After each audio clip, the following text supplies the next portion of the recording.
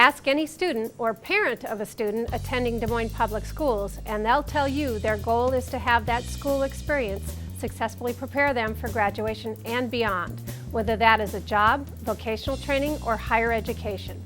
That's our topic next on Classroom Connections.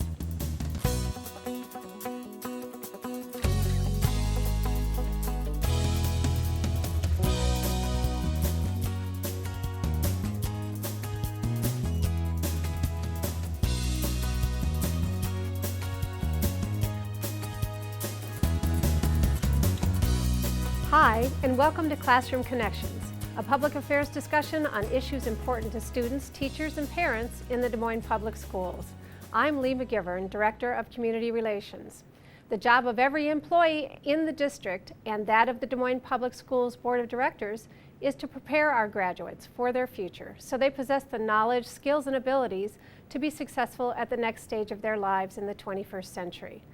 Last year, the district adopted 5 end statements to guide the leadership and delivery of education in the district. Today, our guest is Ginny Strong, Chairwoman of the DMPS School Board, to help explain what the district ends are. Thanks for joining me today, Ginny. It's my pleasure to be here, Lee. Well, let's dive right in. Can you tell us how the district end statements were developed, the background on that? Yes.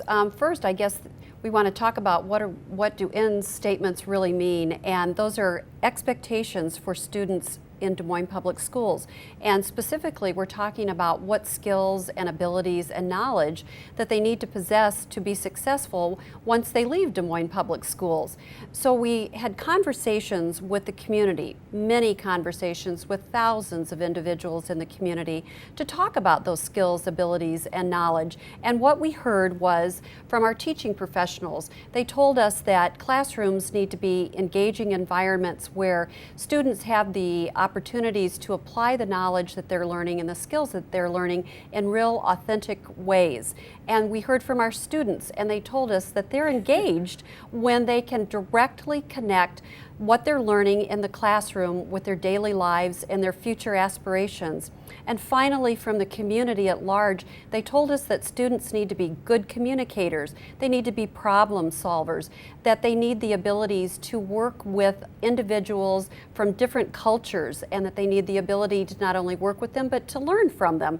So as we put our end statements together, our expectations together, this is what we incorporated in them. And you talked to parents, voters, business folks, students themselves, just the entire community. Right, the entire community from all walks of life, from the trades to higher education, to those who have children currently in school, to those who had students or had children in school years and years ago. Literally everyone. Okay, well then I know that there are 5 end statements. Can we dive into the details of each one of those and what they are?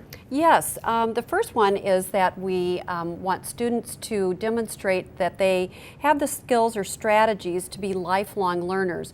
We know in today's age that what you have learned in high school is not the only knowledge, not the only abilities that you need to possess over your future, what you're going to be doing in the workplace. So we want them to be lifelong learners and have those skills. And secondly, that they can demonstrate knowledge and proficiency in a rigorous curriculum. And that's going to include your traditional subjects of history and math and science and reading and so forth.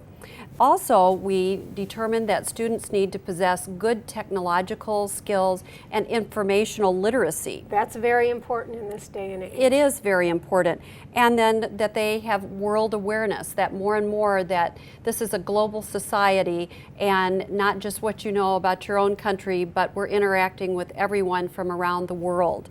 And finally, that students possess the skills and the knowledge to be self-directed and autonomous learners, in that they are going to be determining for themselves what they need to live fulfilling lives and to be successful. So they're going to pursue knowledge on their own. So that's a very broad and very global perspective, that you want them to leave the classroom at 12th grade and go out into the world, whether it's taking a job right away or going into 2-year or 4-year college and then taking a job.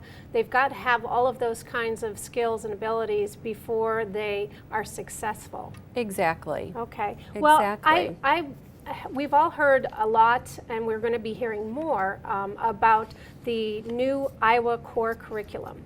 And I know that a lot of our viewers are going to be interested as to how this, our district end statements that we adopted last year align with the new Iowa core curriculum. Can you give us a little perspective on that? Yes, I think that they align quite well. It's almost as if we were doing them in tandem, and actually we were doing them quite separately, but they dovetail beautifully. And I think the key piece is that it's the application of knowledge. And when you're talking about the Iowa core curriculum, they're talking about a shift from memorizing information to applying information, and we take the area of math and it's actually applying the concepts. How many times have we heard our own children say, why am I learning this? When will I ever use it?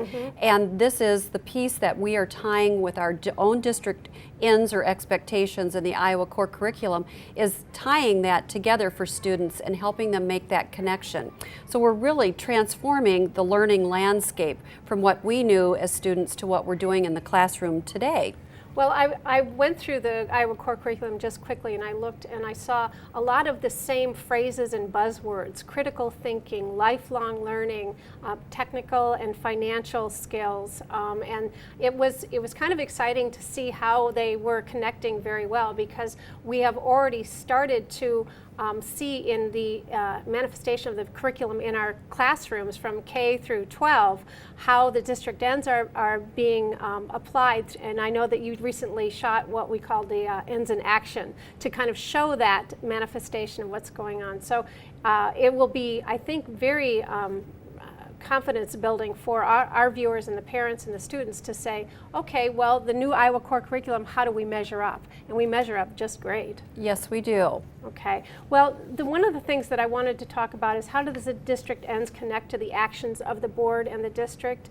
You know, tell us what happens from the district ends to what you do at the boardroom table. Well, really, the ends drive all the work in the district, from the board table to the superintendent's work to the work that a classroom teacher does, that we're all endeavoring to incorporate these expectations and to facilitate, provide resources for them, provide the professional development for teachers to accelerate the implementation of these ends. And one of the main pieces of work is on assessments. How do you assess financial literacy? How do you assess good communication skills, or how do you assess the ability to research or to be a critical thinker? So these are the pieces that we are currently working on.